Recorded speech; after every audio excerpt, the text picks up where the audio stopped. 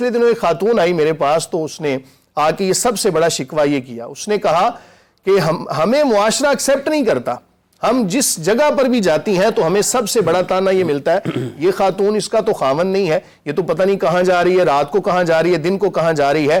اگر اس کی کفالت کوئی بندہ نکاح کی صورت میں اٹھائے تو یقیناً ثواب پائے گا۔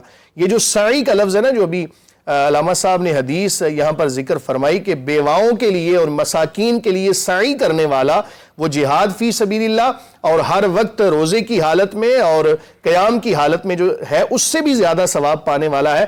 سعی ہر لحاظ سے کرنی چاہیے۔ اگر کوئی بندہ افورڈ کر سکتا ہے تو اس کو چاہیے کہ بیوہ کے ساتھ نکاح بھی کرے اور اس کے بچوں کی کفالت بھی کرے، اور پھر جب کفالت کرے گا، ہاں اگر ایک خاتون ایسی ہے وہ سمجھتی ہے، کیونکہ ہمارے معاشرے میں بہت سارے المیہ بھی ہیں نا، ان میں سے ایک المیہ یہ بھی ہے کہ ہمارے ہاں نکاح تو کیا جاتا ہے لیکن نکاح کے مقاصد کچھ اور ہوتے ہیں۔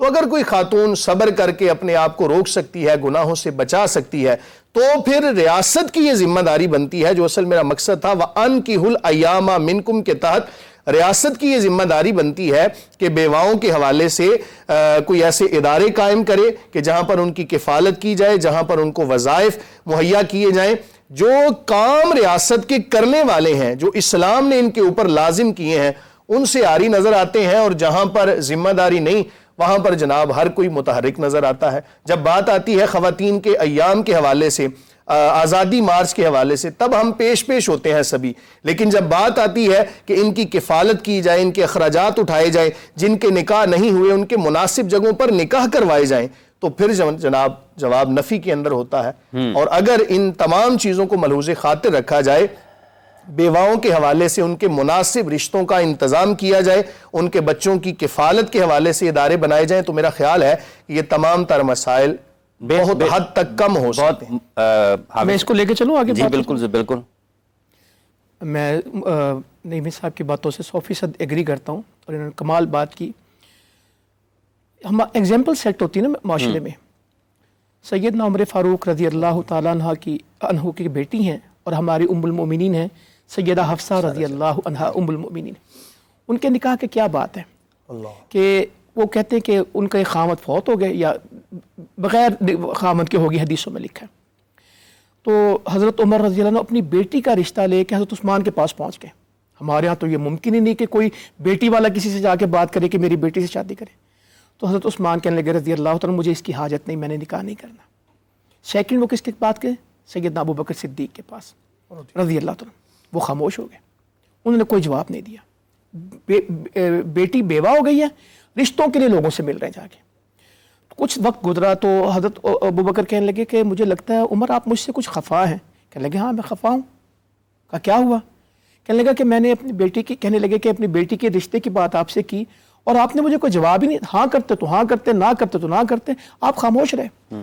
تو حضرت عمر کہنے لگے، حضرت ابو بکر کہنے لگے ایسی بات نہیں ہے، تم نے مجھ سے بات کی، اس رشتے کے بارے میں نبی کریم صلی اللہ علیہ وسلم مجھے اپنے بارے میں بتا چکے تھے کہ ان کا اس کے بارے میں ارادہ ہے، تو میں اس لیے آپ کے راز کو بتانا نہیں چاہتا تھا، اور میری یہ تھی کہ اگر آپ نکاح کریں گے تو بہت اچھی بات ہے، اگر آپ نکاح نہیں کریں گے تو پھر میں یہ نکاح ضرور کروں گا تمہاری بیٹی سے۔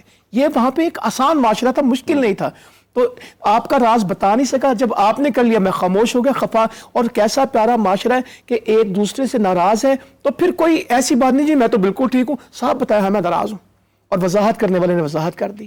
میں تو اس میں بتانا چاہتا ہوں کہ بیٹی کے رشتے کے لیے جنگ سے واپس آ رہے ہیں، جابر رضی اللہ عنہ سے پوچھ رہے شہید کے بیٹے تم نے شادی کر لی؟ کہاں؟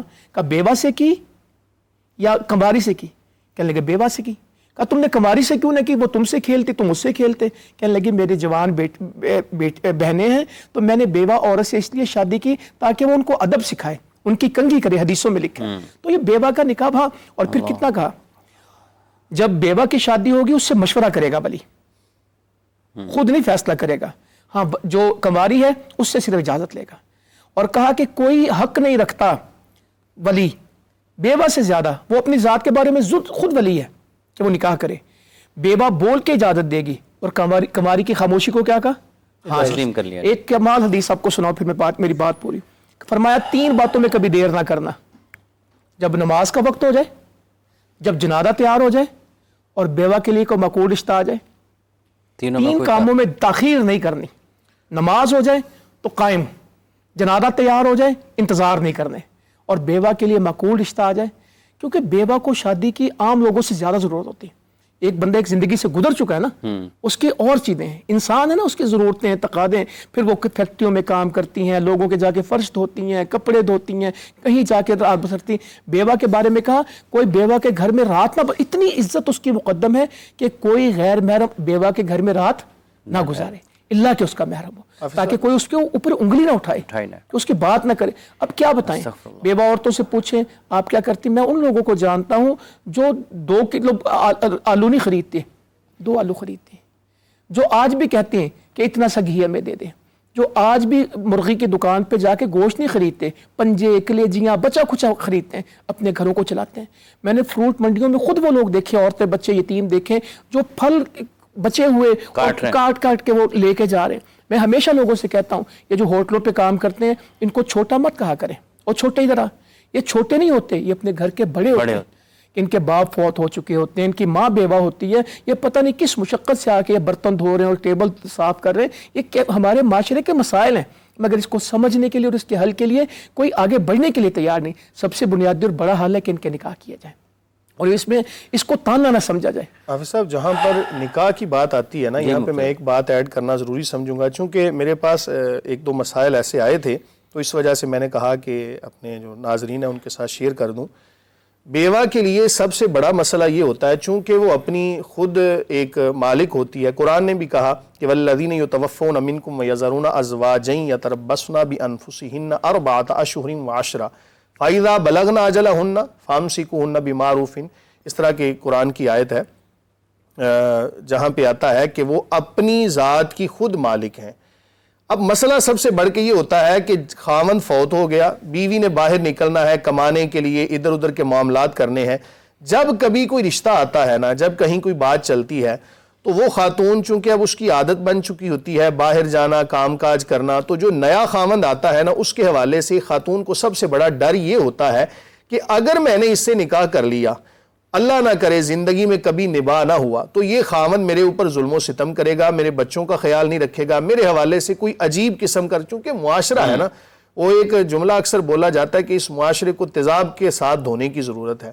تو بہت ساری خرابیاں بھی ہیں. تو ان خرابیوں سے بچنے کے لیے میں تو اکثر یہ مشورہ دیتا ہوں، اور ہماری وہ بہنیں جو اس پروگرام کو سن رہی ہیں ان کو یہ یاد رکھنا چاہیے، اگر کہیں نکاح کرنا پڑ جائے، بلکہ کرے نکاح، تو ساتھ وہ جو نکاح کے اندر جو شک ہوتی ہے نا، طلاق کے بائن کا حق اپنے پاس رکھنا، اگر وہ یہ کر لیں گی نا تو اس کا فائدہ یہ ہوگا کہ اگر زندگی میں نباہ نہیں ہوتا یا خاوند مثال کے طور پہ ظلم و ستم کرتا ہے، حقوق ادا نہیں کرتا. کئی خاوند ایسے بھی حافظ صاحب، وہ دیکھتے ہیں بیوہ سے نکاح کس وجہ سے کر رہے ہیں، وہ کسی آفس میں کام کرتی ہے، اس کے پاس مال و دولت ہے، وراثت میں اتنا پیسہ آ گیا، اس پیسے کے پیچھے نکاح کر لیتے ہیں. جب وہ پیسہ ختم ہو گیا تو جناب اسی خاتون کے اوپر ظلم و ستم کرنا شروع کر دیتے ہیں. تو اگر یہ نکاح کے اندر وہ جو طلاق بائن کا حق اپنے پاس رکھ لیں گی نا، اگر زندگی میں کبھی نباہ نہیں ہوتا تو اپنا حق استعمال کر کے تو اپنے آپ کو علیحدہ بھی کر سکتی ہیں. میں نے جب ایک خاتون کو یہ بتایا تو وہ اتنا خوش ہوئی، کہنے لگی کہ مجھے بالکل اس حوالے سے پتہ نہیں تھا، اور الحمدللہ میں انشاءاللہ العزیز نکاح کے در پہ بھی ہوں گی اور اپنا یہ حق اپنے پاس رکھوں گی. تو اس سے اگر ہم قبل زمانے میں دیکھیں، رسول اللہ صلی اللہ علیہ وآلہ وسلم کے مبارک زمانے سے پہلے، جس کو زمانہ جاہلیت کہا جاتا ہے، یہود کو دیکھیں، نصارہ کو دیکھیں، وہ تو بیواؤں کے ساتھ حافظ صاحب اتنا ظلم کیا کرتے تھے، ایک سال پورا ان کو نہ تو تزیین کرنے دیتے تھے. آپ اگر تقابل ادیان پڑھ کے دیکھیں، کئی مذاہب ایسے ہیں، کئی ادیان ایسے ہیں کہ جو خاتون کو کبھی بھی نکاح کرنے کی اجازت نہیں دیتے. کئی ایسے ہیں جو کہتے ہیں کہ تم نے صرف سفید لباس پہننا ہے یا کالا لباس. ستی کی رسم آگ میں کودنا ساتھ. تو بعض جگہوں پر تو آگ کے اندر خاتون کو پھینک دیا جاتا ہے کہ تم منحوس ہو، تمہارا خاوند فوت ہو چکا ہے، اب تمہیں اسی خاوند کے ساتھ بعض جگہ دفنا بھی دیا جاتا ہے. تو رسول اللہ صلی اللہ علیہ وآلہ وسلم نے جو ہمیں دین عطا فرمایا کہ جب خاتون اپنی عدت مکمل کر لے، عدت کی 2 صورتیں ہیں. ایک تو یہ ہے کہ اگر حمل نہیں ہے اس کے تو پھر اس کی عدت 4 مہینے 10 دن ہے. 4 مہینے 10 دن گزار لے. اب اس کا والد یا کوئی بھی اس کو منع نہیں کر سکتا کہ وہ اپنا نکاح جو ہے اس کو کرے یا نہ کرے. یہ اس کے اپنے اوپر ڈیپینڈ کرتا ہے. اگر اس کو مناسب رشتہ مل رہا ہے تو وہ نکاح کرے, اور اگر بالفرض اس کے حمل ہے تو جب تک وضع حمل نہیں ہوتا تب تک وہ عدت میں ہے. عدت گزارنے کے بعد اسلام نے کہا کہ وہ اپنی خود مختار ہے, جہاں چاہے اپنا نکاح کر سکتی ہے. کیوں کہ اب وہ میچور ہو گئی. ایک عام لڑکی جو ہوتی ہے اس کو اپنے نفع نقصان کا بعض دفعہ نہیں پتا ہوتا, لیکن جو بیوہ ہوتی ہے چونکہ اس کی عمر کا ایک حصہ ایک مرد کے ساتھ گزر چکا ہوتا ہے, اب وہ میچور ہو چکی ہے. تو رسول اللہ صلی اللہ علیہ وآلہ وسلم کی تعلیمات سے ہمیں یہ سبق ملتا ہے کہ اس کو بالکل نہ روکو, جہاں چاہتی ہے اپنا نکاح کرے. اور یہ جو شک ابھی بتائی ہے نا, اس کو اگر شامل کر لیں گی تو زندگی اس کو ضرور ذہن میں رکھنا چاہیے. اچھا